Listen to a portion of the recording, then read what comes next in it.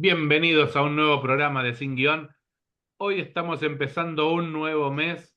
Este mes muy particular es el mes de la Biblia. La iglesia normalmente en este mes de septiembre nos invita a esto, a tener una especial dedicación a la lectura de la Biblia, a meditar un poco cómo es la relación nuestra con la palabra de Dios, que la Biblia es eso, un compendio de la palabra de Dios que la iglesia ha ido sintetizando para traernos el mensaje de Dios y la fue actualizando en el Nuevo Testamento. Se tomó también ya Oscar, que es nuestro especialista en Biblia, nos explicará, digamos, ahí el tema del canon y demás. Así que bueno, ahí estamos.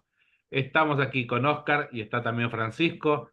Así que bueno, nosotros tres hoy vamos a ver, estamos esperando que alguno más de los muchachos que normalmente nos acompañan se sumen, pero si no es así, somos tres, ya somos multitud comparado con otras ocasiones, así que vamos a estar aquí hablando de este tema. Saludos a los muchachos y le digo, ¿cómo andan muchachos? ¿Cómo están para empezar este nuevo mes y este Buenas nuevo... noches, ¿cómo están? Hola, ¿todo bien por acá? Bueno, Perfecto, entonces tenemos un muchachos. mes especial, ¿no? Es un mes muy especial. Oscar, vos sos el referente porque sos nuestro, por decirlo, biblista o animador bíblico. Tenés de hecho un grupo de animación bíblica en Parroquia Santa María de Betania. Así que bueno, te vamos a pedir también después en algún momento que nos cuentes qué día y en qué horarios y cómo hacen. Calculo yo que será comunicándose a la Secretaría Parroquial Perfecto. y, y ahí, digamos, podrán tener contacto con el tema de la Biblia, que este es un buen mes o una buena excusa, por decirlo en cierta forma, para poder acercarse a su lectura. Planteado el tema, muchachos, la pregunta creo que es más que nada, la primera pregunta es hablarnos esto, ¿no? De cuál es nuestra relación con el tema de la lectura asidua de la palabra de Dios. Los que estamos en este movimiento, en el Regnum Christi, normalmente hacemos lo que conocemos como lectio divina.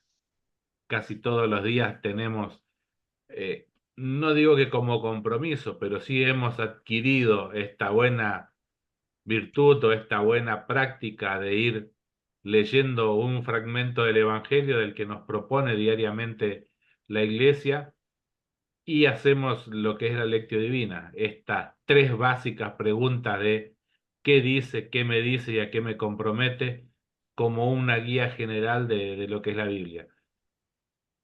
Yo para decirles, bueno, he hecho en su momento un curso de lectio divina y evangelización y animación, digamos, de equipos de lectio divina, ya hace un par de años con un movimiento, del movimiento de la palabra de Dios, un curso bastante intenso y bueno, que nos va dando determinadas herramientas para ir entendiendo, porque cada tipo, digamos, de lectura tiene una forma distinta de abordaje. Distintas son aquellos que tienen una enseñanza como aquellas otras que son meramente descriptivas de una situación. Entonces, a veces hay ocasiones en las cuales tenemos, esta escuela en particular nos pide de hacer esa imaginación contemplativa, tratar de hacer una reconstrucción, por decirlo en cierta forma, de nuestra imaginación de, de la situación en sí que se describe. Hay fragmentos de Evangelio en el cual no se describen lugares o situaciones, sino hay solo una enseñanza. Entonces a veces por ahí se complica un poco más desarrollar esta parte de la imaginación contemplativa.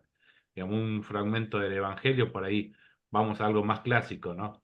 Nos hablan del nacimiento de nuestro Señor en el portal de Belén, entonces imaginarse cómo fue, cómo es un portal, cómo las situaciones que tenemos particularmente para el nacimiento de nuestros hijos, aquellos que tenemos la suerte de ser padres, y hacer la relación, ¿no? Que tenemos el máximo cuidado cuando nuestras esposas han nacido bueno, no han nacido, nuestros hijos han nacido con nuestras esposas atendidas en una institución de salud, con todos los cuidados.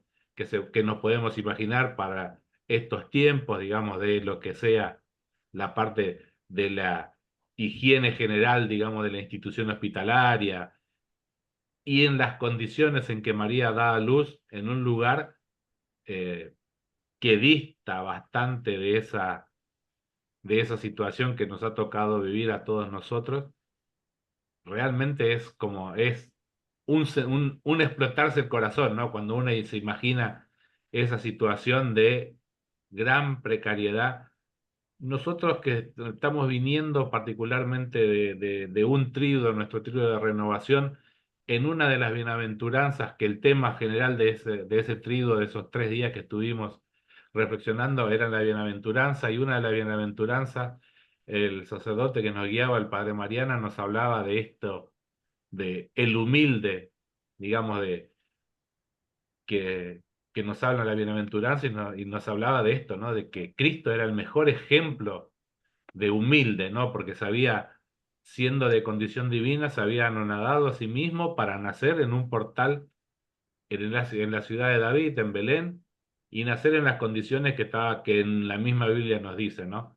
No tenían lugar. Imaginarnos, ¿no? Cada una de esas situaciones, el ir tocando de puerta en puerta con la necesidad que tenía José apremiante, calculo yo.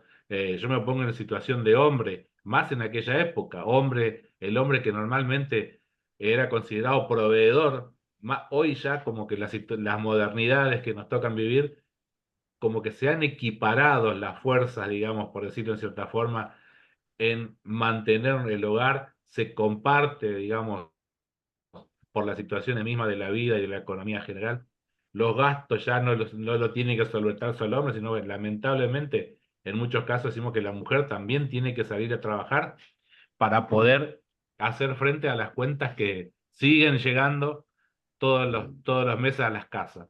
Entonces, bueno, esa es una primera aproximación, y como les comento, o sea, esto de entrar en esta lectura asidua de la Biblia que nos pide la Iglesia, los miembros del movimiento lo hacemos habitualmente, pero particularmente luego de este trío también he empezado particularmente con esta impronta, digamos, del mes de la Biblia, a leer en particular libros en continuo, o sea, leer todo un libro en particular de la Biblia, y empecé por Pedro, digamos, Pedro el primer papa, y cuando uno va escuchando a lo largo del Evangelio, Pedro creo que es al que más me asemejo bastante, digamos, porque también soy inconstante.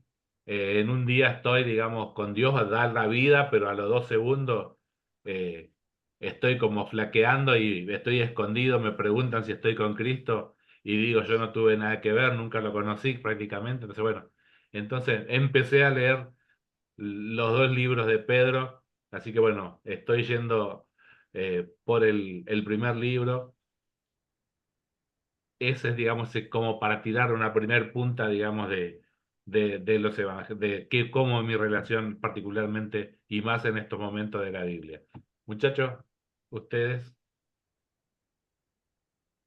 Bueno, yo, o sea, perdón, la consigna es un poco contar la relación propia con la Biblia, Claro, la primera parte, digamos, como para una cuestión empezar, cómo nos testimonial, relacionamos digamos. nosotros, y después ya entraremos en particular, digamos, ya más a la parte, no sé si decirlo doctrinal, pero sí más lo que es el canon Más en sí, académica. más académica, Técnica. claro, más ya de información respecto a la Biblia, cómo está compuesta y demás. Genial, genial. Yo creo que este mes nos viene muy bien. Primero porque habitualmente creo yo que lo que hacen los meses, o sea, por así decirlo, eh, lo que hace la iglesia recordando en cierto mes a cierta devoción, es también que nos acordemos, ¿no? Y que hagamos como una introspección, ¿no? De cuál es nuestra relación, en este caso, con las Sagradas Escrituras, ¿no? Eh, yo veo varias cosas interesantes sobre el tema de la Biblia, principalmente, eh, venía pensando que si bien es muy linda, digamos, el seguimiento de la Biblia, del Evangelio, a través de la celebración eucarística, que es por ahí lo que la mayoría hacemos. Eh, Creo que este mes también nos llama, como vos decías, Luisito, ¿no? A esa comunicación con la Biblia, pero más personal, ¿no? En la casa o en la oración. eh, y también como forma de oración, ¿no? Yo, sobre todo el año pasado, venía dándole vueltas siempre le doy vueltas al tema de las indulgencias, ¿no? Y me parece importante recalcar que la lectura de las escrituras eh, puede dar indulgencia parcial o incluso indulgencia plenaria. Si es, creo que por lo menos media hora ya tenés indulgencia plenaria. O sea que vos podés ganar una indulgencia plenaria si querés todos los días solamente leyendo la Biblia, ¿no? Ese es el nivel de importancia, creo yo, que la iglesia le da a la Biblia y a la Biblia como forma de oración. Así que bueno, esa es mi reflexión inicial. Gracias, Francisco. Por ahí para recordar algo, para destacar un poquito de lo que decías vos, de esto de las celebraciones litúrgicas y el contacto con la palabra que normalmente se leen. La iglesia establece, digamos, una determinada distribución de cómo se leen los libros en las misas con el tema en el misal. Y una cosa que tenemos que tener en cuenta es que yendo a misa todos los días durante 3 años no leemos toda la Biblia en capítulos, por decirlo en cierta forma, como si fuera serie de Netflix. Pero bueno, durante 3 años que vayamos haciendo, digamos, las celebraciones litúrgicas, vamos a ir Los domingos, los los domingos, domingos, claro, los domingos. con solo los domingos, mirá, nos leemos toda la Sagrada Escritura. Si vamos los Imagínense días que de semana, yendo de todos lunes a los días sábados, de la semana, 2 años. en Dos. 2 años leemos todo. Ajá. Habremos leído o escuchado todo. He escuchado, claro. Escuchada toda la Biblia. Y reflexionada porque se supone que hay una homilía Ujú, claro. explicativa. Bueno, Oscarcito, comentando vos que seguramente vas a tener mucho más que de hecho encabezás un grupito de animación bíblica. Sí, digamos, la vivencia mía con la Biblia es desde el vamos, ¿no? Siempre me interesó, siempre me gustó, siempre me llamó mucho la atención poder estudiar la Biblia. No es un libro complejo, pero tampoco fácil, ¿no? Como dicen todos los grandes biblistas. No es un libro fácil, pero tampoco difícil. Entonces, medio como que siempre te dejan ahí en la nebulosa. Hay, por supuesto, que pasajes de muy difícil interpretación, se da para variadas interpretaciones. Aunque en general nosotros, los católicos, la interpretamos a la luz del magisterio de la Iglesia, ¿no?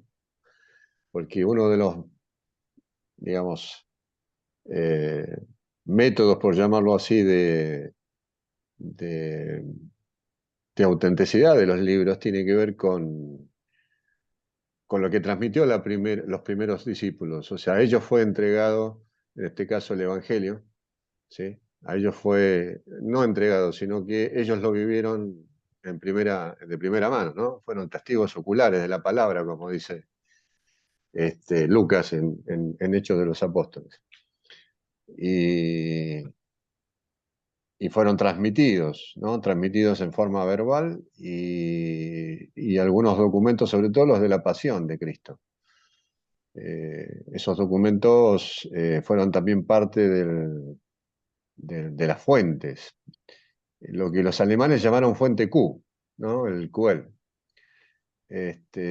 para luego escribir el primer evangelio, que fue Marcos, ¿no? Aproximadamente entre los años 60, 64, 65. Eh, no hay una fecha exacta, hay más o menos estimado un rango promedio de 10 años de diferencia o 5 años de diferencia entre cada autor que te dice, bueno, lo escribió en el 65, lo escribió en el 68, lo escribió entre el 65 y 70. Hay diferencia en cada uno de los autores dependiendo, bueno, pero más o menos dentro de eso es el primer evangelio que se escribió. Marcos va a servir de referencia luego para Mateo y para Lucas, que van a copiar y van a tomar su fuente, más la fuente Q, esos escritos que estaban dando vuelta, que bueno, hoy no los tenemos, por supuesto, pero han sido tomados de ahí. Esta es una teoría, ¿no? Una teoría alemana de cómo fueron escritos los evangelios. Bastante interesante. Y bueno, mi relación es intentar aprender cada día, porque no se termina de aprender con las Sagradas Escrituras. Eh, Cada libro que uno lee es un mundo, es leerlo 2, 3, 4 veces, siempre va diciendo algo nuevo. A medida que pasa el tiempo y leemos cada día más, vamos interpretando mejor, vamos asociando mejor, vamos viendo las referencias. A mí me suele pasar que, bueno, a medida que pasa el tiempo es como que mi cabeza se va abriendo a la comprensión de algunas cosas de las Sagradas Escrituras, ¿no?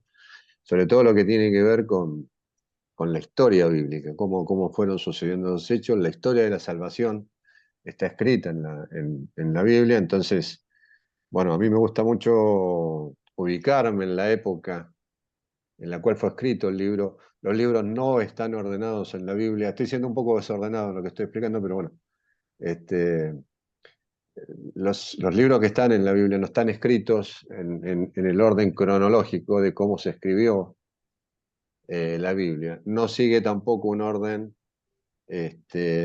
cronológico y de historicidad, ¿no? Sino que la Biblia está dividido por ahí por temáticas, libros históricos, libros proféticos, libros, etcétera, ¿no? Evangelios, el Génesis, perdón, el Pentateuco o la Torá, para los hermanos judíos, y bueno, los profetas, los libros sapiensales. No todos fueron escritos. La gran mayoría se escribió después de la destrucción del primer templo de Jerusalén. ¿Sí? Inclusive el Génesis se llegó a terminar en esa época. Era necesario dejar por escrito porque, bueno, se extrañaba mucho el templo. Los israelitas extrañaban mucho su patria y terminaron los libros, muchos de los libros se terminaron ahí.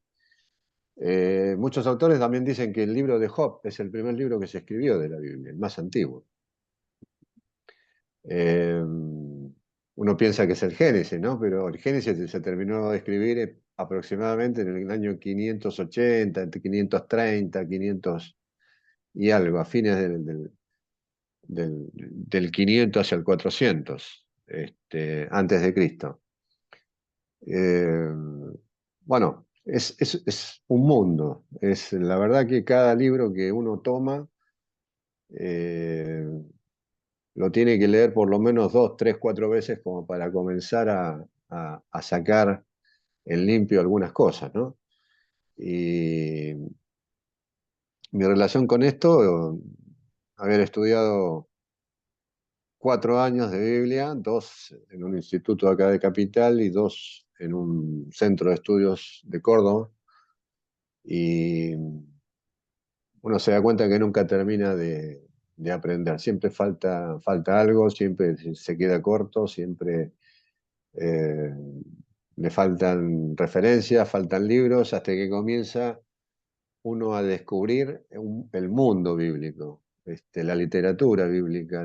Hay infinidad de libros eh, súper caros, extremadamente caros, prácticamente en algunos casos inaccesibles, donde, bueno, hay autores que se han dedicado, teólogos, ¿no? a interpretar la Biblia. Entonces son muy, muy interesantes, pero bueno, así cuestan también, ¿no? No cualquiera accede a eso, sino aquellos que se dedican por ahí, diría, hasta profesionalmente, porque dan clases en universidades, bueno, viven de eso, ¿no? Ujú. Eh, pero bueno, no es tan divulgado hacia el público en general.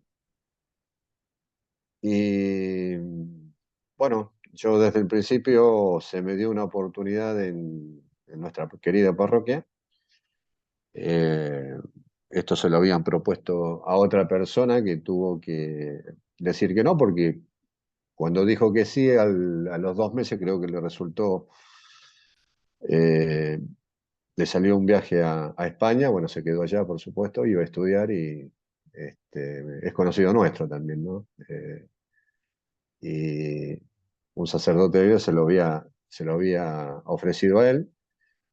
Y yo dentro mío dijo, a mí me gustaría, entonces, bueno, me animé, de cada rota me animé, dije, bueno, yo lo tomo.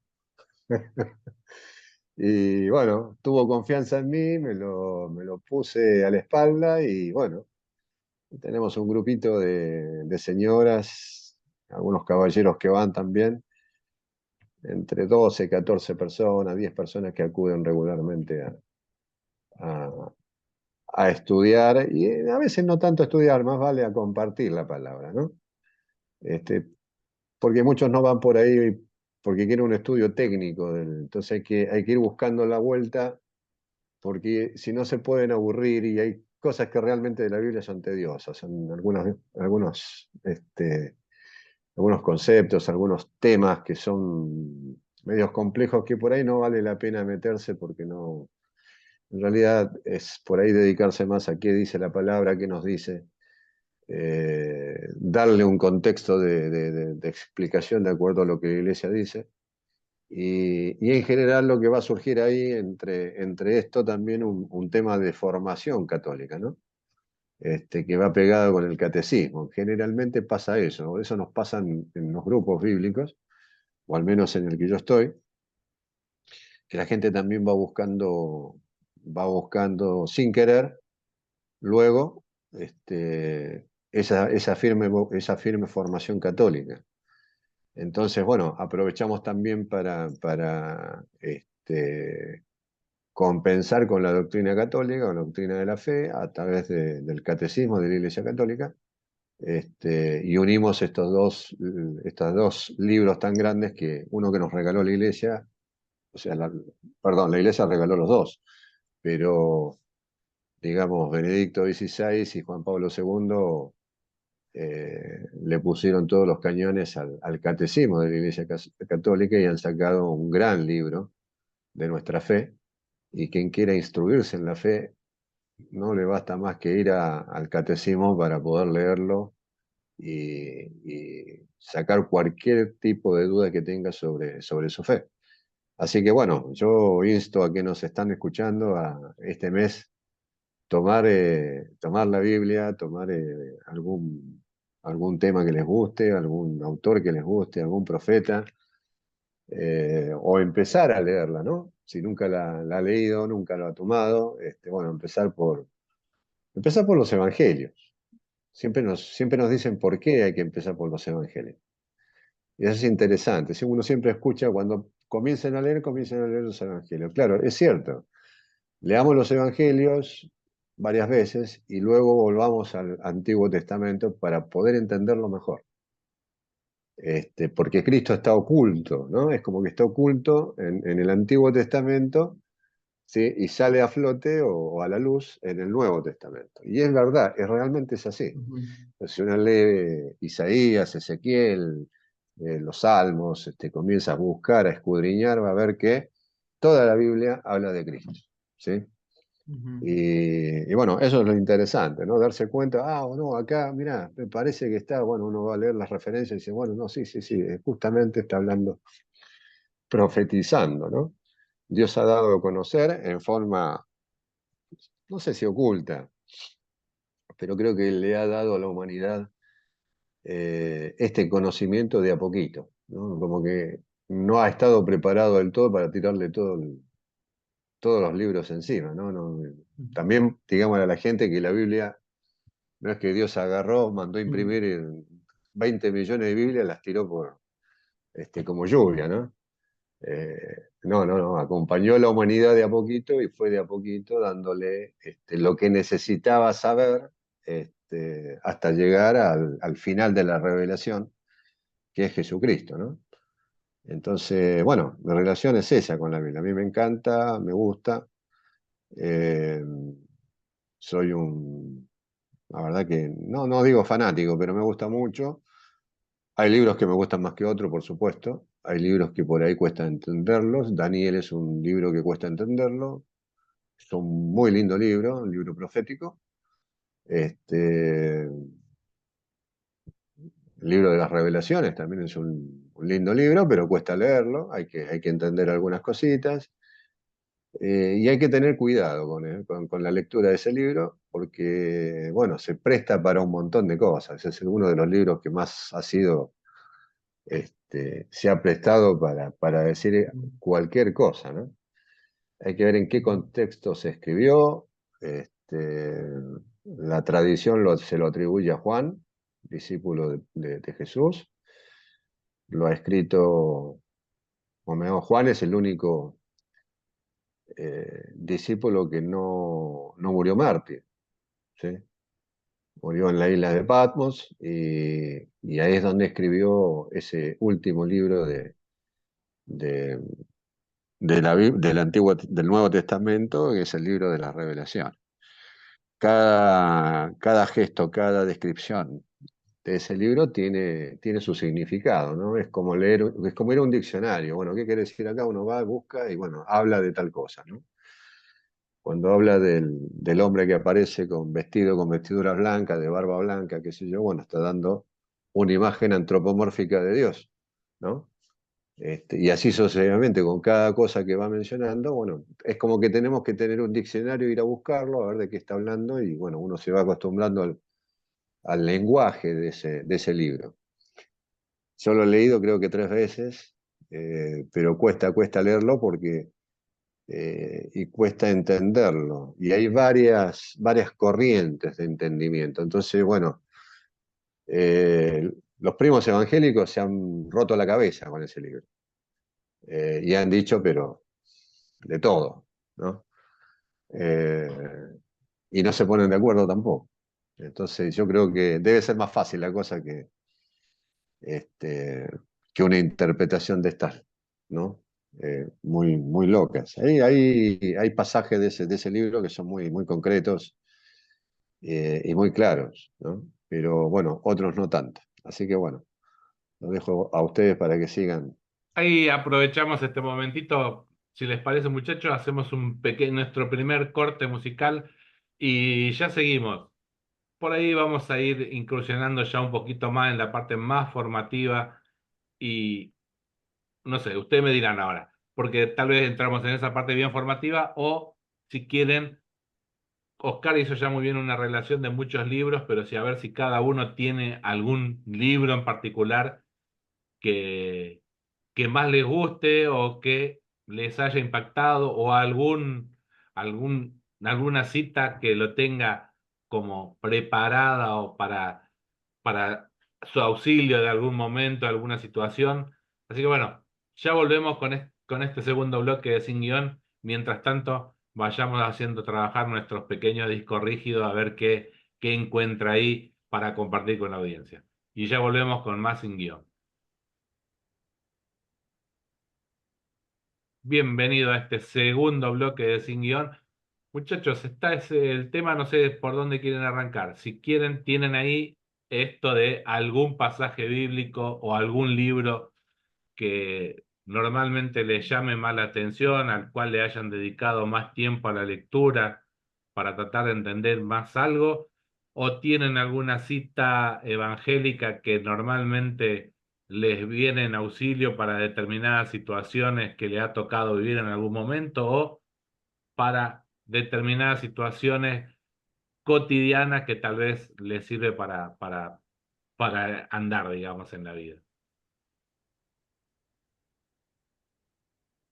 Yo quería decir algo respecto, como para cerrar, me quiero agarrar primero del tema que veníamos hablando antes, pero por ahí lo dejo para el final, para el bloque final, y ahora te respondo a tu pregunta para no andar mezclando demasiado. Yo creo que yo personalmente al menos cuando necesito algo así más concreto, más así como más cuando busco más el mensaje de Dios suelo ir a los evangelios. Eh, Porque siento que es ahí donde está como más condensado todo, ¿no? O sea, por supuesto que Dios nos puede hablar en cualquier pasaje de la Biblia, ¿no? Pero los evangelios lo que tienen es que yo al menos lo veo más como más natural, ¿no? Porque es como casi siempre es Cristo hablándome a mí, ¿no? En algún punto. Entonces, y yo creo que la verdad que cualquier situación de la vida se puede ajustar, creo yo, a prácticamente cualquier situación evangélica, ¿no? Creo que de eso se trata también el evangelio, ¿no? Es la forma de aplicarlo, ¿no? O sea, es como la palabra de Dios aplicada en tu vida. Si tuviera que elegir algo, bueno, también creo que depende del momento de la vida de cada uno, no es lo mismo cuando uno es chico que cuando uno es joven, cuando uno es adulto, que cuando uno es viejo. Pero a mí me gusta mucho, bueno, un pasaje que ya hablamos hace uno o dos programas, que es el de cuando hablamos de los hermanos de Betania, que es el de la resurrección de Lázaro, me parece que ese es como uno de mi cabecera. Y después el himno de la providencia. Esos son los dos pasajes que creo que a mí más me gustan en general. Pero si tengo que elegir uno de los dos, me quedo con el de la resurrección de Lázaro. Gracias, Francisco. Yo ya aprovecho, también comparto. A mí, como decís vos, como que hay en determinados momentos de mi vida me han gustado algún libro más que otro. En su momento me gustaba mucho Job por esto de, digamos, el hombre que pese a todas las situaciones que le van pasando a la vida, tiene una gran confianza en Dios. Lo tenía esto como el gran hombre sufriente, y uno de nuestros entrevistados, el padre Mateo Bautista, me dice, no, el hombre sufriente para el católico, el cristiano, es Jesucristo. Ese es el hombre sufriente, no es Ujú. Job. Entonces, bueno, ahí como que me quedé pensando también mucho más en eso, y por ahí en más de una ocasión siempre me quedo eh, en todo lo que es, digamos, el final, digamos, que la parte de las lecturas que leemos normalmente para la Semana Santa. El gran sacrificio por amor del Señor, digamos, entregando su cuerpo, alma y divinidad en beneficio de todos nosotros. Siempre lo tomo particularmente de mí, digo yo, esto que soy valió todo eso. Entonces, como que uno no puede dejar de pensarlo de eso, eh, con una gran, con un gran agradecimiento, con una gran gratitud hacia el Señor por tremendo sacrificio, sabiendo que uno es lo que es, ¿no? Y a pesar de todo lo hace. Entonces eso me impactó mucho. Y otro de los fragmentos otro de los libros, por decirlo de esa forma, son eh, la carta de Pablo a los Corintios. Me gusta muchísimo, tiene muchas partes, digamos, que fascina. Creo que en un año particularmente me dediqué mucho al himno del amor. Lo había trabajado como parte, digamos, de mi dirección espiritual en su momento, para ir trabajando cada uno de las oraciones, por decirlo en cierta forma, del himno del amor, que pareciera que fuera como muy fácil todo lo que dice, pero la práctica, digamos, y la dificultad es cómo uno cae normalmente en muchas cosas en contra de ese himno, ¿no? De ese himno del amor, que el amor es compasivo, el amor es servicial. Mm. Cuánto que nos cuesta a veces ser servicial, no con el de afuera, del núcleo familiar por ahí, como con los vecinos, con los amigos. Con eso uno como que es más fácil que uno sea servicial. Y como que uno se fastidia más cuando tiene que prestar el mínimo servicio con los que están más cerca de uno, ¿no? Con la esposa, con los hijos. Las situaciones que nos tocan vivir, como que. Entonces fue en un momento, digamos, particular de mi vida que me he dedicado a trabajar cada una de esas pequeñas oraciones, hacer el trabajo de ver como hacemos nosotros en nuestras direcciones espirituales y nuestro plan de vida, digamos, de ver qué dificultades encontramos para vivirlo en cada momento esa oración, digamos, qué obstáculos vemos, qué hay, en qué se manifiesta mi falta, digamos, de servicio, mi falta de ser, digamos, compasivo con el otro. Entonces, y después hacer el trabajo de cómo tengo que yo que ir, digamos, contrarrestando ese defecto con alguna virtud. Cómo ir cambiando el defecto en una virtud y más allá que uno haga el trabajo, sigue costando, pero por lo menos es un inicio, digamos, para ir viendo en cada situación de cómo ir tratando de pulirse uno mismo para ir mejorando cada vez más en esa cosa. Así que bueno, si me tengo que quedar de todo lo que dije con uno, me quedaría con esto, con el libro digamos, de Pablo a los Corintios y particularmente con esa parte, ¿no? Con el himno al amor. Hay hasta una canción que cantamos normalmente en nuestras celebraciones litúrgicas, así que bueno, es muy conocido y aquel que no lo haya leído o no sepa muy bien de qué estamos hablando, lo invito a buscar el himno al amor, lo van a sacar al toque porque en ponerlo al gran santo de estos tiempos, que es San Google, que todo lo sabe, así que lo ponen ahí y seguramente les va a tirar no solo la lectura de esa parte del Evangelio, sino alguna explicación o algo más sobre ese Eh, himno. Es uno de las lecturas más elegidas en los casamientos, Sí, sí, pues ese pasaje, digamos. hay mucha virtud para trabajar ahí. Como digo yo, en ese núcleo reducido, digamos que es la familia, ¿no? Es El donde amor más todo lo cuesta. soporta. Sí, sí, a veces hay que soportarlo, a veces hay que ser compasivo, a veces hay que ser también misericordioso. Hay un montón de cosas que hay que trabajarlo ahí, un montón de virtudes en un par de versículos. No son muchos versículos, serán 6 o 7, pero hay bastante, digamos que, Polenta, picante. bastante para trabajar. Oscarcito, Sí, yo a ver, no tengo por ahí uno solo. Me cuesta elegir, en el caso de los evangelios me cuesta elegir por ahí, porque todos tienen su particularidad. Eh, digamos que el que menos leía es el que más por ahí me terminó gustando en algún momento. Y cuando le tomé el gusto y fui a fondo, es el Evangelio de Juan. Eh, creo que es el Evangelio teológico por excelencia. El Evangelio de Marcos, Juan Pablo II lo denominó el Evangelio del catecúmeno. Es el de más fácil lectura, es el más cortito, tiene 16 capítulos. Del capítulo 1 al 8 tiene toda una secuencia de Jesús haciendo milagros, pero meta milagros, o sea, se levanta a la mañana, tiene una jornada completa, describe una jornada completa de Jesús levantándose a la madrugada hasta la noche, y toda una actividad durante el día, ¿no? Es increíble porque lo va marcando a medida que pasa el tiempo. Y es toda una jornada de un día.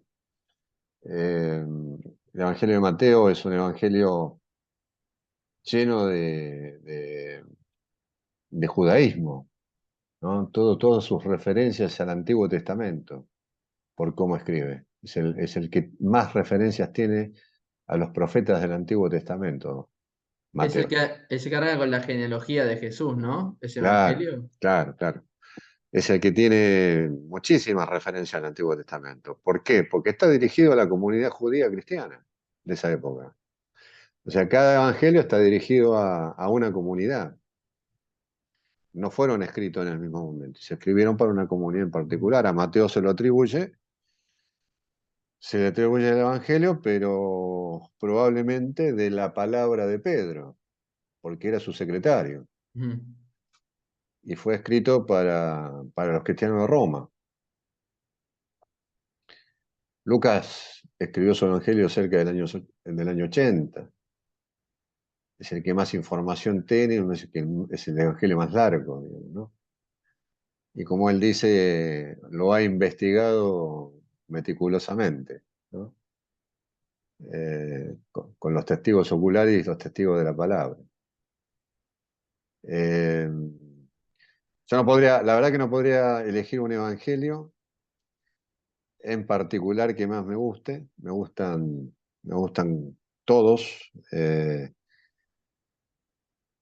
pero podría sí elegir algunos pasajes que son mis favoritos o me encantan. Uno es la boda de Caná. Lo tengo como mi favorito, uno de mis favoritos. El otro pasaje que siempre lo hablamos con mi esposa, que a veces nos estamos comiendo, estamos cenando, estamos hablando un poquito así de la Biblia y yo le pregunto a veces, ¿no? Si pudieras transportarte en el tiempo y tuvieras las Mm. máquinas del tiempo, ¿no? Y vas a vivir con Jesús sin tocar la historia, o sea, acompañando en esa historia. ¿Qué te gusta, en qué pasaje te gustaría estar del Nuevo Testamento, en la vida de Jesús? ¿Dónde quisieras estar? Y los dos coincidimos que nos gustaría estar en el Monte Tabor, ¿no? En el momento que se transfiguró. Este, porque querríamos ver Mm. nuestra salvación y cómo sería, ¿no? Vivir ese pedacito de cielo, ¿no? Que les tocó vivir a Pedro, Santiago y Juan. 5 Este, tiendas. claro, 5 tiendas. 5 tiendas, por el precio de 3. Claro. Ese es uno de los pasajes que también más me gusta. Hay otros, ¿no? ¿No? En la parábola, hace 15 días atrás, o 20, no me acuerdo, me tocó preparar, mirá lo que son las cosas, ¿no? Lo habré escuchado, no sé, pero fácil, no te digo 20 veces, pero 19 seguro. Eh, la parábola de hijo pródigo. Y el otro día me tocó. Iba a explicar el sacramento a los catecúmenos, pues yo doy catequesis de adultos para confirmación, y teníamos que hablar sobre el sacramento de la confesión. Y, y se me ocurrió explicar previamente al sacramento de la confesión esta parábola. Y esta parábola es perfecta para el sacramento de la confesión. ¿Sí? Es como Jesús nos explica cómo es el Padre. Jesús mismo nos está diciendo cómo es su Padre, ¿sí? Cómo se comporta con nosotros. Y me quedé tan impactado porque nunca me detuve a analizarlo y a meditarlo, ¿no? Y me tocó porque lo estaba preparando. Entonces es como que me abstraje de todo y, no sé, me vinieron un montón de luces y lo interpreté y me encantó, me terminó. Dije, la flauta, digo, ¿cómo es Dios con nosotros? ¿No? Si alguien quiere saber cómo se comporta Dios con nosotros, cómo es Dios con nosotros, vaya a la parábola de hijo pródigo. Es espectacular, ¿no? Escuchar y sacar ese jugo, decir, así es Dios, ¿no? Es, a veces lo escuchamos permanentemente, Dios es benevolente, Dios es misericordioso, Dios es bueno, ¿no? Pero lean la parábola de hijo pródigo, ¿no? Cómo actúa. Es decir, ante la maldad nuestra de los hombres, un hijo le pide vender la hacienda, dame la hacienda, le dice, dame la mitad de lo que vos tenés. O sea, era un padre acomodado que vivía con sus hijos bien, y el hijo menor le pide su parte, dame el tercio. ¿Cómo está Y su se, hermano? y Dame se un la tercio de gasta. acá. Claro, vendelo y chao, y si no se la gasta, se la recontra patina la quita. Y queda en tal pobreza en un país extraño que dice que se tiene que ir y que, bueno, en su casa lo que él comía, lo comían los cerdos. No nos olvidemos que para los judíos los cerdos es un animal inmundo e impuro. Así que miralo hasta lo que pensaba ese hijo, ¿no? Pero ¿cómo vuelve el hijo? Acá está el quid de la cuestión. ¿Cómo vuelve el hijo? Arrepentido, padre, perdóname, he pecado contra el cielo y contra ti, le dice, ¿no? Ese arrepentimiento que nos pide, porque también ahí Cristo nos está diciendo cómo tenemos que hacer nosotros para conseguir también el perdón del Padre. Bueno, para hacerla corta, toda esta meditación, la verdad que me rompió la cabeza. La había escuchado varias veces. Mirá que he ido a retiros, pero hacía falta que el Espíritu, ¿sí? En ese momento, bueno, uno pide, ¿no? Cuando en general está leyendo las Sagradas Escrituras, es muy bueno invocar al Espíritu Santo para que nos acompañe con nuestra inteligencia, nuestra memoria, nuestra capacidad de entendimiento, para poder interpretar lo que estamos leyendo y sobre todo que llegue a nuestro corazón, qué nos está diciendo en ese momento, qué estamos comprendiendo de eso. Y bueno, pasó a ser una de mis favoritas. Es decir, yo cuando lo leí, y no hace mucho, te estoy hablando 3 semanas atrás, mirá que lo he leído varias veces, sin exagerar, debe haber sido más o menos la cantidad que...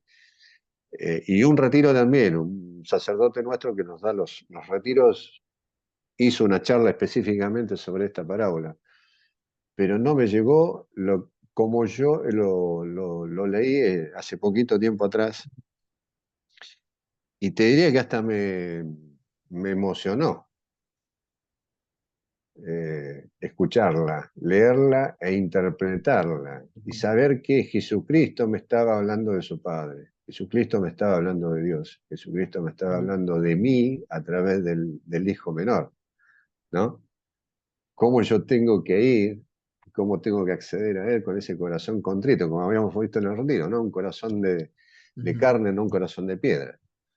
Entonces, bueno, esto es lo que tiene la Biblia, ¿no? Va atando cosas del Antiguo Testamento y del Nuevo Testamento que uno las puede atar los cabos y sabe que cierra perfectamente y que se va engranando todo este misterio que está escrito.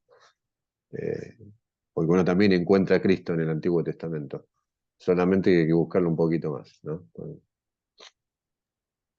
Gracias, Oscar. Ahora vamos a aprovechar, vamos a ir a nuestro segundo corte y ahora sí vamos a escuchar de justamente ese tema que habíamos dicho que normalmente cantamos, que habla de esta parte de los Corintios, digamos, de si yo no tengo amor, en la versión cantada por Verónica Sanfilippo y Jonathan Narváez. Y ya volvemos con el tercer bloque de este Sin Guión de hoy. Tercer bloque de Sin Guión.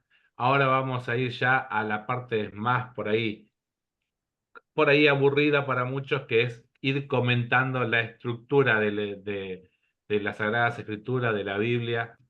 Eh, no vamos a apoyar ahí netamente en nuestro entendido del tema. Así que, Oscarcito, vamos, creo que lo más fácil de decir es que lo que sabemos todos, ¿no? Que la Biblia está dividido en dos grandes libros, por decirlo en cierta forma, que es el Antiguo y el Nuevo Testamento, pero a su vez dentro de esas dos grandes esferas, digamos, de tiempo, por decirlo, eh, el Antiguo Testamento vendría a ser antes de Cristo y el Nuevo Testamento es ya con la venida de nuestro Señor Jesucristo, pero en el medio de todo eso hay un montón de otros libros y después seguramente Oscar nos va a ir clarificando algún punto de por qué algunos se dice que, aparte de tener los nombres que conocemos de los libros, algunos se conocen como sapienciales, otros como así, esos nombres que normalmente El escuchamos y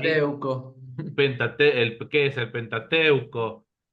Entonces, bueno, ahí nos va a ir hablando los libros, dijo, él mismo hace un rato nos decía, hay libros proféticos. Entonces, bueno, para que ahí también hagamos esta pequeña por decirlo de cierta forma, gran pantallazo sobre las Sagradas Escrituras para tener una idea de toda esa organización que normalmente vemos en las Biblias y en ocasiones después vamos a dar un pequeño tip, digamos, de muchas veces vemos en algunos folletitos o libros que vemos en las parroquias, en la hojita del domingo, unas letras que nos hablan del Evangelio o de la lectura para también explicar qué significa un número seguido de una coma y dos números más separados con un guión. Así que bueno, también eso para tener una idea de saber, tener una idea, digamos, de qué es lo que tenemos ahí y cómo poder ubicar esos numeritos dentro de nuestra Biblia. Ahí sí hay guión, no como en el programa. Ahí sí hay guión, acá no tenemos guión nosotros, pues somos medio así. Salimos como podemos, y por suerte, digamos, aquí el Espíritu Santo está muy activo y siempre hace que de esto que no tiene guión, siempre arme algo que sí tiene guión y tiene mucha coherencia porque él hace la obra y él quiere que se transmita su palabra de determinada forma y su espíritu es el que guía todo esto. Sí, Oscarcito, te planteamos esa gran pregunta ahí para que vos Sí, nos hagas un pequeño pantallazo de todo eso. Si vamos querés, a lo que mucha gente por ahí, viste, se cuestiona, digo, más que cuestionarse por ahí, dicen, bueno, no, porque algunos libros sí, porque otros libros, o libros no. ¿Y por qué dejaron afuera estos libros? ¿Y por qué no aceptaron? Bueno, hay criterios de aceptación canónicos, ¿no? No todos son canónicos. ¿Qué significa canon? La palabra canon es, eh, del griego significa vara, medida, ¿no? Ponerle medida, ponerle tope a algo. Y bueno, existe el canon judío que solo acepta 39 libros del Antiguo Testamento. No acepta ningún libro del Nuevo Testamento. Esa es la Torá. En realidad es el Tanaj, Ajá. ¿sí? Es el Tanaj que está compuesto por la ley y los profetas. Jesús habla de la ley y los El profeta, profetas, sí. ¿sí? Jesús dice la ley y los profetas. Bueno, la ley y los profetas es el Tanaj, ¿sí? La ley es el Pentateuco nuestro, o la Mm. Torá. Los profetas y demás escritos le llaman ellos, ¿no? O sea, la ley y los profetas y demás escritos. Este, Se reconocen los mismos profetas, en eso no hay ningún tipo de inconveniente. El canon de los protestantes es igual que el de los judíos, toman 39 libros, ¿no? Del Antiguo Testamento y toman la totalidad de los libros católicos, los 27, ¿sí? Se aceptan. Ellos, entre comillas, lo aceptan.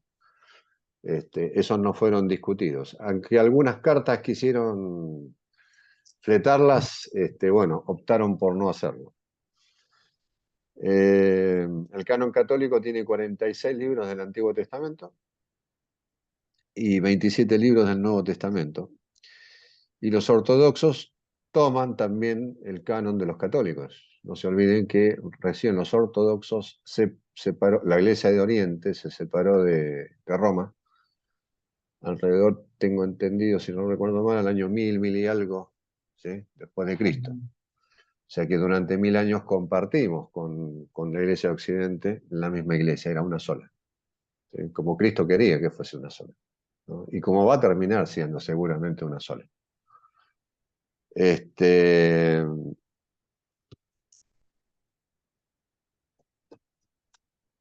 ¿Por qué no aceptan los, los evangélicos o los protestantes estos 7 libros que no que le faltan, no es que le faltan a la Biblia 7 libros, sino que han tomado otro canon, ¿no? Para ser más generosos y no tan, ponernos tan, en forma un poco amistosa con ellos, ¿no? Ellos deciden tomar el canon judío, este, y no el canon nuestro, que es el canon nuestro del Antiguo Testamento también es judío, ¿sí? Pero es el judío de la diáspora, ¿no? La famosa, eh, el famoso sínodo de los 70, ¿no? Cuando se reúnen los 70 eruditos judíos y forman el cano de los hebreos de la diáspora, en Alejandría. Eh, Ahí toman estos libros y queda delimitado a 46, 47 libros, dependiendo, hay uno ahí que por ahí está dando vueltas si son 46 o 47, pero bueno, la iglesia lo dividió en dos y dijo, bueno, son 47. Pero es lo mismo, ¿sí? Es el mismo canon. Eh, y bueno, con el canon que determina la iglesia tiene en el 300, creo, en el 356, en diferentes concilios, ya fue especificando qué libros iba a tomar para en el año 1500 y algo terminar de delimitar lo que es el canon actual. Y esto lo hizo rápidamente porque había mucha herejía dando vuelta, muchos libros que no eran, sobre todo escritos en el año 200, ¿no? Todos estos evangelios apócrifos que la iglesia determinó que no eran canónicos. El caso, bueno, hay varios, ¿no? Creo que el de Felipe, el evangelio de Tomás, el evangelio no me acuerdo, hay varios. Hay tres o cuatro que... eh, inclusive hay un libro más antiguo que es el libro que es mencionado en el Antiguo Testamento, eh, que bueno, muchos, sobre todo una iglesia creo que es judía, africana, toma un libro que los judíos no lo dan por canónico. Eh, Me estoy tratando de acordar el libro mientras hago tiempo, porque no me acuerdo. Uno de esos libros. Eh, bueno, ya me va a salir. Eh, bueno, ellos han decidido que no es canónico y lo han dejado afuera, no así en estas iglesias por ahí que son judías de la parte norte de África, ¿no? Eh, donde encontramos también judíos practicantes. Así que, bueno, como decía Luis, en realidad la Biblia es una colección de libros, ¿sí? Que se ha ido con el tiempo recapitulando y se ha puesto todo en un solo volumen, por llamarlo así. Eh, entonces, bueno, se ha dividido en Antiguo Testamento, Nuevo Testamento, y luego la iglesia o quienes por ahí lo publican lo han ido dividiendo en temáticas, ¿sí? La Torá o el Pentateuco siempre es el mismo, ¿no? Para cualquier Biblia va al principio. Este, y son los 5 primeros libros. Entonces está el Génesis, eh, donde habla de los principios de nuestra creación, donde habla sobre el pecado, donde habla sobre el fratricidio, donde habla sobre el diluvio, y termina en el capítulo 11, del 1 al 11, son todos estos temas, y del 12 en adelante hasta el 40 y algo, que no me acuerdo cuál es el último, se lo llama la historia de los patriarcas, ¿no? Patriarcas. La historia de los patriarcas y termina con José, la historia de José. José. Luego viene el Éxodo y la historia del pueblo judío ya cautivo o esclavizado en Egipto, la liberación al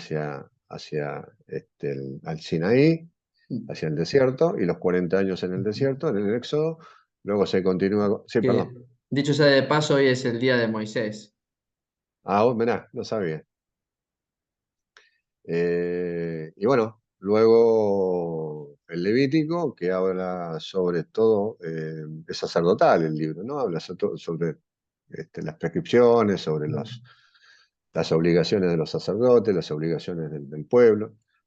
El Deuteronomio Deutero significa segundo, ¿no? Segundo libro es el Deuteronomio, sería la segunda ley, ¿no? Y números que provienen del censo, porque habla de un censo, ¿no? Ujú. Entonces por eso se le puso la palabra números.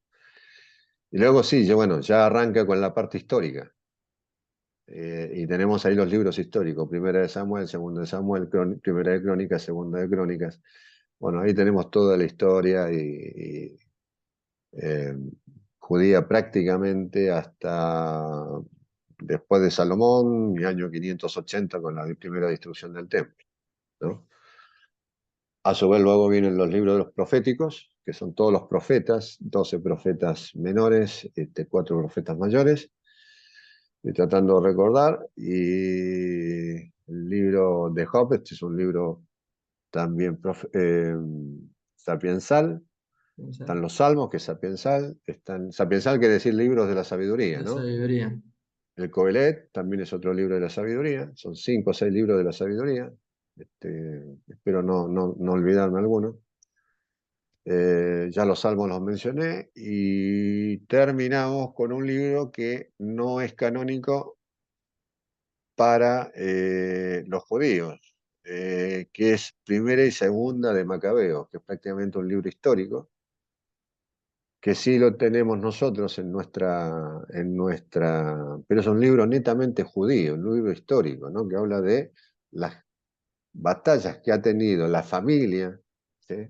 Macabea, su madre como baluarte de los macabeos, y los hermanos macabeos defendiendo a Israel de los romanos y de la invasión de Roma. Entonces, es un libro interesante para leer también. Poca gente por ahí lo lee, pero es muy interesante leerlo. Y pequeño detalle, en ese libro la iglesia toma eh, el purgatorio como verdad, diga, Revelada. verdad revelada. Por eso también es importante, por eso también Ajá. los evangélicos no creen porque no Ajá. tienen ese libro. Entonces siempre yo digo lo mismo, bueno, pues ustedes no tienen ese libro, entonces por eso no pueden Claro. acceder a toda la verdad, ¿no? Claro. Bueno, ahí habla que ellos invocaban a sus fallecidos, ¿no? Que probablemente por ahí estén purgando alguna situación y pedían por ellos. Ujú. Bueno, la iglesia ha tomado también como verdad de fe, y la tenemos hoy como una verdad de fe, eh, digamos, el tema del purgatorio, ¿no? Así que bueno, este es un pantallazo general del Antiguo Testamento. No se escucha, Luisito, está apagado el micrófono.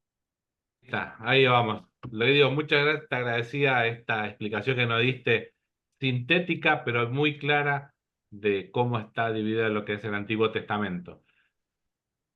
Mucho más para agregar no tengo yo. Por ahí sí, casi que no es para agregar nada, sino una pregunta en sí misma es, en los salmos hay algunos salmos que vienen con dos números. ¿Por qué tenemos dos números en los salmos? Cuando decimos un número de un salmo, a qué número nos referimos? ¿Al Bueno, número que viene entre paréntesis o al otro? el número que está, el número grande, digamos, o que está en negrita, es el número de la numeración hebrea. El número que está entre paréntesis es de la versión griega, que sería la que usa la Iglesia Católica.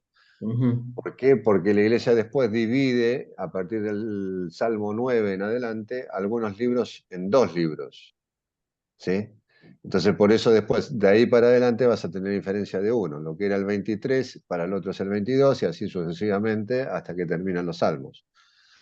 Entonces, más que nada esa es la diferencia, que tiene que ver con el canon hebreo y el canon griego. Pero en los libros de los salmos es el mismo libro para los dos. Hace muchos años también a mí me tocó hacer un mini curso sobre los salmos y, y me gustó cuando la explicación que nos daban era de que tenemos salmos casi para todas las situaciones, particularmente de la vida, porque tenemos algunos que son como eh, de tristeza, por decirlo en cierta forma, otros de júbilo. Hay, digamos, dentro de los mismos salmos como Alabanzas. temáticas, Ujú. hay alabanzas exactamente, entonces bueno, eso también me había gustado. y fue un descubrimiento, porque para mí los salmos eran algo de muchos, son 150 salmos, ¿no? Entonces, bueno, eh, nunca llegaba a leerlos todos, porque normalmente, lo tengo que decir así, ¿no? Como que me aburría en su momento eh, es una poesía, digamos, algunos salmos son muy largos y no los terminaba de entender. Ya ese lenguaje es como un castellano como muy antiguo, depende de las traducciones también. Entonces me costaba por ahí entenderlos.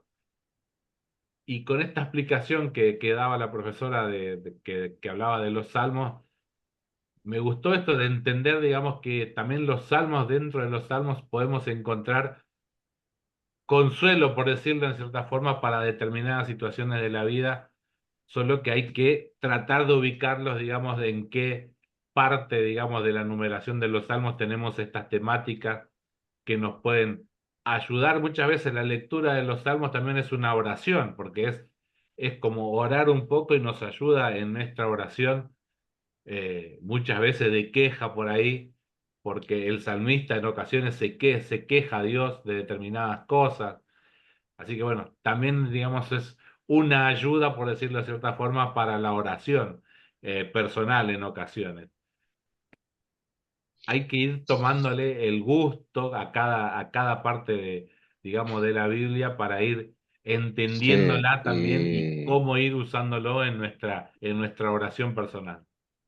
hay que usar buenas traducciones y tener Biblias con buenas traducciones, porque si bien el hebreo tiene muchísimas menos palabras que nuestro idioma, y una sola palabra, de acuerdo al contexto, puede significar una cosa u otra. Entonces, tenés Biblias, por ejemplo, que están traducidas literalmente. Entonces, muchos exégetas refieren estas traducciones que son literales para poder interpretarlo. O sea, te está traduciendo tal cual está escrito o el autor quiso escribir o quiso decir lo que está diciendo. Y hay otras traducciones que, bueno, adaptan a nuestro lenguaje la traducción. Y ahí podemos perder algo, ¿no? Entonces, y por supuesto, si sabemos idiomas antiguos, sobre todo lo que se llama griego koiné, que es el griego con el cual fueron escritos los evangelios, uno podría leer realmente en forma literal y original en cómo fueron escritos entonces vamos a encontrar que las diferentes Biblias han sido traducidas de acuerdo a lo que el autor, ¿no? Mejor quiso adaptar esa traducción. Pero el contexto por ahí te lleva a, a otro camino. No, no te va a quitar, a ver, eh, tiene que ser muy grosero el error y esto pasa por sensores y esto pasa por gente que los revisa, ¿no? Así que bueno, alguno podrá poner algo por ahí que no está tan cerca del significado original y otros se acercarán más al significado original. En definitiva, no es que le van a errar por 40 kilómetros al blanco, ¿no? Esto es lo que quiero decir. Pero bueno, hay tipos que son puristas y les encanta ir lo más cercano posible, ¿no? Bueno, cada cual con lo suyo. Gracias, gracias, Oscar. Vamos a nuestro tercer corte en este caso. Vamos a una canción que normalmente lo escuchamos y es un salmo, ¿no? Esto, El Señor es mi pastor. Así que bueno, nos escuchamos este salmo y ya lo volvemos con el cuarto bloque de Sin Guión. Cuarto bloque de Sin Guión. Seguimos con este tema apasionante, que es el tema de la Biblia. Un mes especial, la iglesia le dedica todo un mes para ir reflexionando, para invitarnos a la lectura, a la reflexión de la palabra de Dios. Y no es solo un libro, ¿no? Es el libro, y el libro de la palabra de Dios, que tiene también mucha significación, no solo histórica, porque ha dividido la historia del hombre en antes y posterior a Cristo en su estructura, sino que también es el primer libro que se ha impreso y a la vez es el mayor bestseller de la historia. Así que no tiene pocos méritos, digamos, para hacer esto uno de los más grandes libros. Y realmente es un libro, más allá de lo que nos hablaba Oscar de todos estos de sapienciales o no, el libro en sí de la Biblia es de inmensa sabiduría, la sabiduría de Dios, porque ahí está toda la enseñanza que, que el Señor quiso traer a través de los primeros de los profetas, después, digamos, de su propio Hijo, después por los evangelistas que han querido ir trayéndonos esta palabra de Dios para que en nuestro día a día nos ayude a ir haciendo este camino que tenemos como meta todos los católicos y todos los cristianos en sí, que es llegar al cielo. Sí, bueno, Oscarcito, ¿querés Sí, ir sí, me avanzando? olvidaba, quería hacer una Sí. aclaración, me olvidaba de la primera traducción que hubo al latín, ¿no? Y a partir de ahí, esa traducción fue la base para las Biblias que tenemos hoy modernas, ¿no?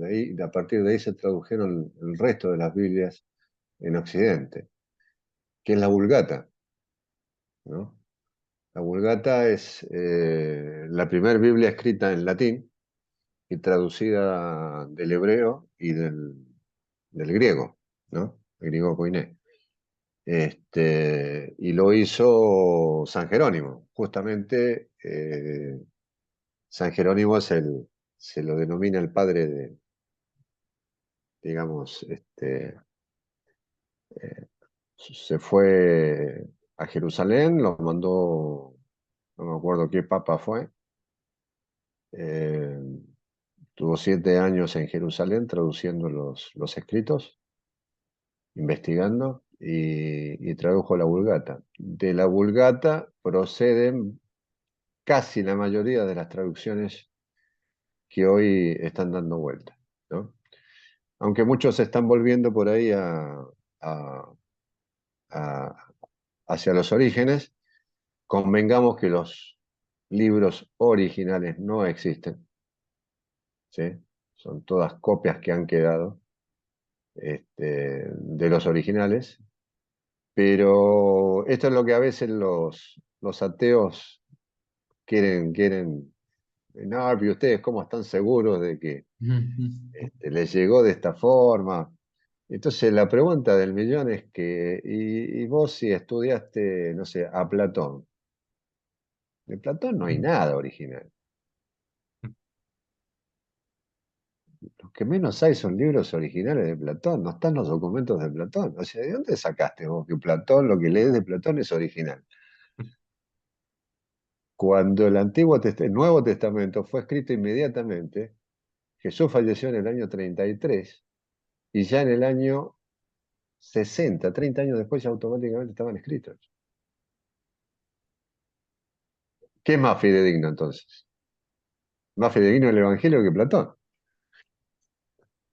Y así te puedo mencionar un montón de otros autores. Entonces, bueno, es una buena defensa de la fe, ¿no? Una apologética. Cuando nos salen con esto de que, bueno, pero ustedes, ¿cómo están seguros? Bueno, sí, sí, estamos recontra seguros porque se escribieron inmediatamente, ¿no? No demoró mucho. Se recopilaron los libros, eh, muchos de los autores estaban en vivos, transmitieron verbalmente las cosas, muchos la escribieron y bueno, fíjense que entre el año 60 y 70 todavía estaba vivo Pedro, está vivo Pablo, Pablo muere en el 65, Pedro más o menos en la misma época, 64 por ahí, 65. Eh, Así que bueno, estaba viva este, Jesús para ellos, ¿no? Y para los apóstoles, que fueron de a poquito, muchos de los apóstoles después del año 65 también, bueno, fueron falleciendo, pero ya el primer libro, perdón, y el primer escrito del evangelio, no de los evangelios, el primer escrito del Nuevo Testamento es la carta a los tesalonicenses, ¿sí? y fue escrita en el año 53, o sea, muchísimo más rápido. Ujú. Es la primera carta que se escribió. O sea, los evangelios se escribieron después. Por lo tanto, nuestra historia del Nuevo Testamento es prácticamente inmediata, comparado con un montón de escritos de gente, qué sé yo, se me ocurrió Platón, pero te puedo decir Platón, cualquier otro, cualquiera de estos personajes que se estudian en la filosofía antigua, ¿no? Ujú. No hay escritos. Y el primer escrito que se puede llegar a encontrar 300, 400 años después, que no sabemos si realmente lo escribió, pero bueno, Ujú. pero como es Platón, Ujú.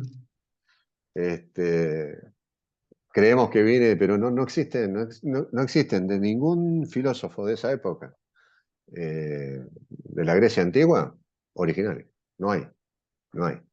Y si los hubo, probablemente se hayan quemado en,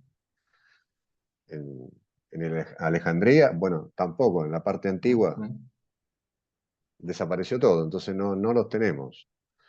Eh, pero de los evangelios sí, es lo más rápido y lo más rápido, inclusive mucho más rápido que los libros, que muchos de los libros judíos, ¿no? Del Antiguo Testamento. Muchísimo más rápido. Ejemplo, el Génesis se termina de escribir en el año 500, uno de los últimos libros, en el año 500 y algo, en el exilio a Babilonia. No fue escrito apenas falleció Adán, ¿no? Me haces acordar de Claro. algo, no tiene por ahí mucho que ver con el tema, pero tuvimos en su momento un presidente que leyó las obras completas de alguien que no escribió ningún libro. Ahí casi que todos hemos leído la historia completa Bueno, yo creo que de ese mucho de autor que lo no que escribió ningún libro, yo porque creo la que verdad, mucho de lo que se estudia con un nombre no es de ese personaje. Es decir, Ujú. otro tema muy común en la literatura hebrea es asignarle la autoría a un profeta que es conocido o a un maestro conocido. Ujú. Es muy común. Ejemplo, el libro de Isaías es el libro más largo. Creo que debe ser el libro más largo de toda la Biblia, debe tener unos 66 capítulos. Ujú. Y se divide en tres partes. Creo que del 1 al 12, no me acuerdo bien, por ahí voy a estar errándole en 2 o 3 capítulos. Del 1 al 12 o del 1 al 14 lo escribió Isaías, ¿sí? Propiamente. Pero del 12 al 30 y algo, al autor se lo llama Deutero Isaías. Ujú. Ya no es Isaías, porque ya había fallecido Isaías. Y del 30 y pico al 60 y algo, se lo llama Trito Isaías. Son 3 periodos de Claro. escritura, pero todos asignados al principal. Por supuesto que esos libros ya fallecido Isaías los escribieron alguna escuela o discípulos, ¿no? Discípulos, sí. De Isaías. Entonces, muchos de esos libros tienen que ver con eso, le han puesto los nombres. Por ejemplo, bueno, algunos dicen que el Evangelio de Juan fue probablemente una comunidad que se llama Comunidad Joánica, que Juan haya escrito algunas cosas del Evangelio y el resto de sus discípulos hayan seguido escribiendo y finalizado el-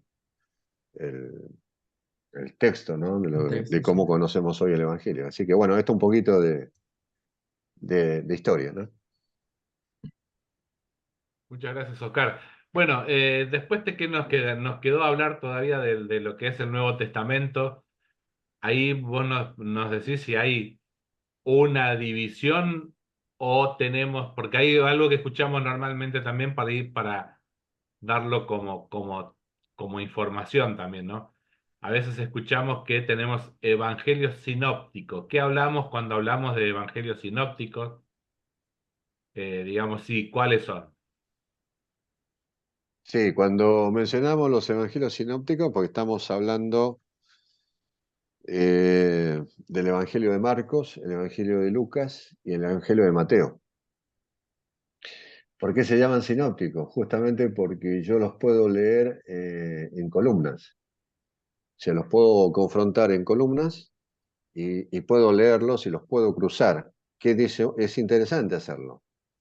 Eh, Va a pasar que el Evangelio de Marcos escribe su propia fuente, ¿sí? Que podría haber sido Pedro, casi con seguridad, y hay una fuente Q, de la cual Marcos también la usa para escribir su Evangelio, y toma datos de ahí y arma su Evangelio, pero tanto Lucas como Mateo toman todo el Evangelio de Marcos y le agregan sus propias cosas y le agregan sus propias cosas de ellos, propiamente dichas, que no están en Marcos y que no están en Lucas, ¿sí? Y que ellos la escriben. Y Lucas también lo mismo, ¿no? Cosas que están en Mateo, cosas que le agrega Lucas. Ejemplo, la infancia de Jesús. La infancia de Jesús no está escrita en forma tan larga, con varios pasajes, digamos, de la vida de Jesús, solamente lo hace Lucas. Porque Mateo es muy cortita, la infancia de Jesús. Marcos no la nombra la infancia de Jesús y Juan no habla de la infancia de Jesús. Eh, entonces cada autor también le da una impronta, ¿no? ¿Qué es lo que quiere, eh, digamos, dar a conocer a la comunidad que le está escribiendo el libro? No es que los cuatro se ponen de acuerdo y vamos a escribir y vamos a hablar de lo mismo. Por eso cuando el sacerdote se acerca al amón en la misa, dice, Evangelio según San Juan, según San Lucas, según San Mateo, ¿no? Es una versión. En realidad el Evangelio es una sola buena noticia, de cuatro formas contadas, de cuatro formas, de acuerdo a lo que cada evangelista quiso dar a conocer y qué le puso, eh, qué impronta le puso a ese libro, ¿no? Y yo si lo pongo en columna me voy a dar cuenta que por ahí un autor escribió algo y los otros no lo escribieron, ¿no? Y la fuente viene de él, y lo conocemos por él, ese pasaje. Puede pasar que en dos esté escrito y en el tercero no esté. Puede pasar que en los tres escribieron lo mismo, pero escriben lo mismo, algunos lo escriben más relatado, otros menos relatado, y a otros le interesó poner 4 párrafos. Se están hablando de lo mismo, pero algunos se explayan más, otros se explayan menos. Y eso es interesante ir viéndolo y cuáles son las diferencias, ¿no? Uno de los casos que más se estudia es el caso de Juan, ¿no? Juan eh, habla creo que Jesús festeja la Pascua antes de tiempo, ¿sí? Porque se podía hacer, desde el punto de vista, había que pedir permiso, ¿sí? Y difiere la fecha de los sinópticos, no es la misma fecha. Si ustedes lo leen detenidamente, se van a dar cuenta que la fecha que está puesta del festejo de la Pascua de Jesús, antes de su pasión, es distinta a la de Juan. Entonces se dice que Jesús festejó antes la Pascua porque pidió una autorización. Se pedía al templo, a los rabinos del templo. Y ellos determinaban, por H o por B, si se debía celebrar y era obligatorio celebrar en Jerusalén la Pascua, ¿sí? O sea, todo el pueblo judío acudía al templo de Jerusalén a festejar la Pascua. Entonces, por lo tanto, en esa época se llenaba de gente, era imposible prácticamente caminar porque todos los judíos acudían al templo en esa época, fiesta total, la fiesta más grande que había. Y, y bueno, van a diferir por ahí por ejemplo, Juan cuenta las bodas de Caná y fíjense que ni Lucas, ni Marcos, ni Mateo la cuentan, y solamente Lucas. Lucas tiene esa voz. Así como Lucas tiene mucha información que no tienen los otros porque evidentemente se la ha dado María, ¿no? No se olviden que Lucas es una segunda generación, ¿no? no fue testigo ocular, ha recibido de los otros información y en forma fidedigna seguramente la recibió de la Virgen. ¿Sí? La Virgen estuvo presente en el cenáculo, o sea que compartía, y Lucas era amigo de Pablo, y esto se lo menciona en Hechos de los Apóstoles. Por lo tanto, las fuentes eran muy cercanas, ¿sí? Por eso se dice que es muy fidedigno que él investigó, y Lucas es una segunda generación digamos, que no lo conoció o no lo vivió en persona a Jesús, ¿no? Sí Mateo y sí Juan, pero bueno, Lucas no. Marcos sí lo hizo, pero no era discípulo directo, ¿no? No estaba entre los 12. Sí, probablemente haya sido un discípulo dentro de los 70, 70 discípulos que tenía Jesús, como parte de la iglesia primitiva, y también tenía una conexión con Pablo, que después se pelean, se terminan, hay un pequeño altercado ahí que están hechos de los apóstoles y se va cada uno para su lado. Así que bueno, esto es un poquito el chisme de de la los Biblia. evangelios. Gracias, Oscar.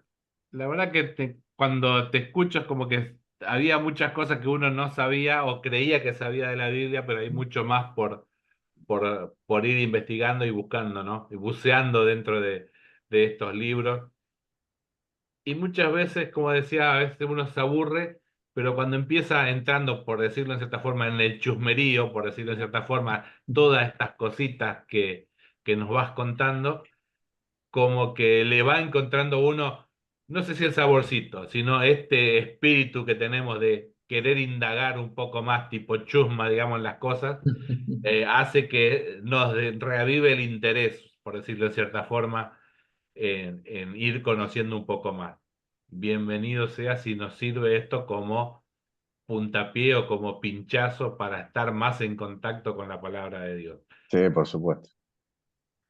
Así que bueno, les propongo ahora que hagamos nuestro último corte y ya volvemos con las conclusiones de este programa de hoy y ya vamos casi cerrando nuestro programa. Ya volvemos en un minuto. Bienvenido a nuestro último bloque de Sin Guión de hoy, terminando con nuestro tema del día de hoy, que nos va a durar durante todo este mes. Por lo menos la iglesia nos invita a que estudié todo este mes, estemos en contacto con la palabra de Dios, con la Biblia. Así que bueno, vamos muchachos cerrando, cada uno que quiera ir ya haciendo su cierre de este programa de hoy.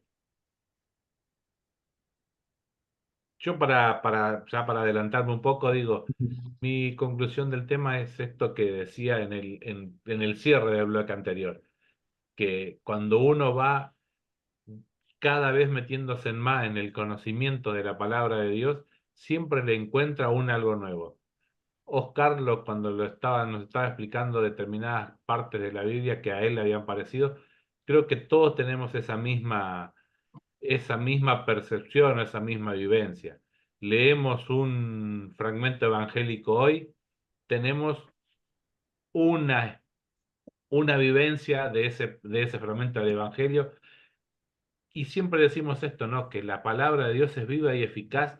Siempre parece que tuviera una respuesta para una situación concreta de que estamos viviendo en ese momento que lo estamos leyendo. Esa misma palabra lo leemos en un tiempo posterior a eso y el significado o la vivencia que nos devuelve esa misma palabra es diferente, porque nosotros mismos somos diferentes en ese contexto. Entonces la palabra esto siempre como que va volviéndose un poco nueva, a pesar de que va pasando los tiempos, siempre tiene algo nuevo que nos va aportando. Entonces como reflexión final y como con esto es, primero invitarlos a todos que sirva de excusa esto que la iglesia nos invita a este mes de la Biblia, a tener este contacto más asiduo con la palabra de Dios, que vayamos todos haciendo este ejercicio de leer un fragmento pequeño del Evangelio. No nos pongamos a hacer a una tarea casi titánica de en 30 días querer leer toda la Biblia de golpe, por leerlo nada más, sino hagamos el esfuerzo por ahí de leer en este mes algunos fragmentos del Evangelio. Y después sigamos durante el año, cada día, manteniendo ese buen hábito de seguir teniendo un contacto asiduo con la palabra de Dios, y nos enfoquemos, como decíamos hace un momento, ¿no? La mejor forma de poder entender la palabra y qué nos va diciendo es haciendo estas tres básicas preguntas que decíamos al inicio. ¿Qué dice? ¿Qué me dice? Y fundamentalmente, ¿a qué me compromete? Ya he tenido la palabra del Señor que vino a mi encuentro, me dijo algo, y ahora, ¿qué le respondo yo a eso que el Señor me propone en este momento con su palabra? Así que bueno, mi reflexión es eso, para invitar a todos que tengamos ese contacto. Yo ya lo estoy poniendo en práctica desde el primer día de este mes también, usando esto, como decía, ¿no? Como una excusa que la iglesia nos invite a todo este mes estar atento a la lectura de la palabra. Así que muchachos, espero la conclusión de ustedes y vamos cerrando el programa de hoy. Bueno, por mi parte, creo que un poco siguiendo la misma línea que vos decís, Luisito, eh, me voy con la idea esa, ¿no? De valorar, intentar valorar más lo que es el regalo de la Biblia, de la palabra de Dios en general. Y con la idea, con el propósito, el desafío de involucrarme más en el día a día tanto con el Evangelio como con el resto de libros, ¿no? Y por último, como última idea, ¿no? Bueno, la importancia de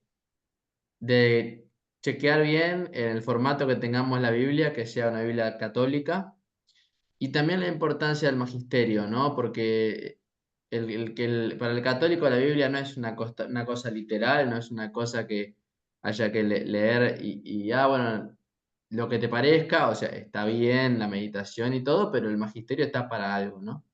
Entonces, hay algunas Biblias que vienen con comentarios que son, digamos, válidos desde el punto de vista catequético, pero bueno, hay que cerciorarse que sea católica esa Biblia y hay que ver también qué hay en sus comentarios, ¿no? Pero bueno, siempre obviamente a la luz del magisterio y de la enseñanza de la iglesia. Gracias, Francisco. Oscarcito, Sí, digamos, para que nos escuchan por ahí y no tienen Biblia o tienen pensado por ahí adquirir una, cómprense una buena Biblia. Aconsejamos a comprarse la Biblia de Jerusalén. eh, es muy buena también, excelente Biblia, la Biblia de la llamada Río Platense o de Monseñor Straubinger. Una Biblia excelente. La Biblia de nuestro pueblo también es una linda Biblia.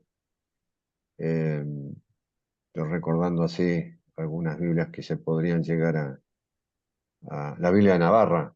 eh, yo la compré pero en forma digital. Es muy barata, digital sale $3,50. Tiene 6.000 hojas con explicaciones de la Biblia y de los textos sobre el magisterio. Y está hecha por la Universidad de Navarra, así que la recomiendo. $3 no es nada.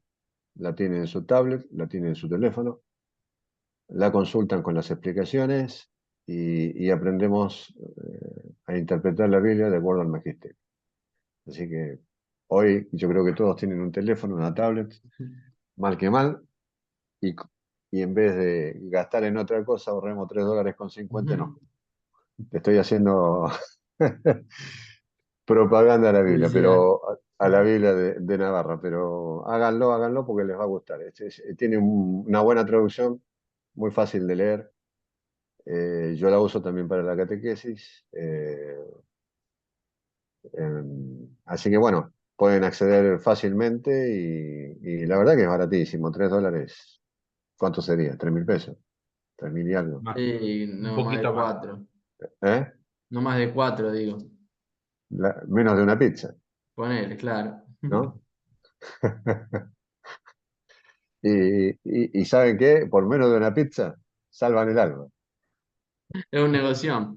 El negocio. Orden, escúchame, solo de negocio. Les estoy dando una ganga.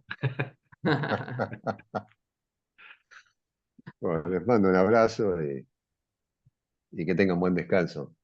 Sí. Bueno, muchachos, muchas gracias Muchas por este gracias. encuentro de hoy y nos encontramos en el próximo Sin Guión.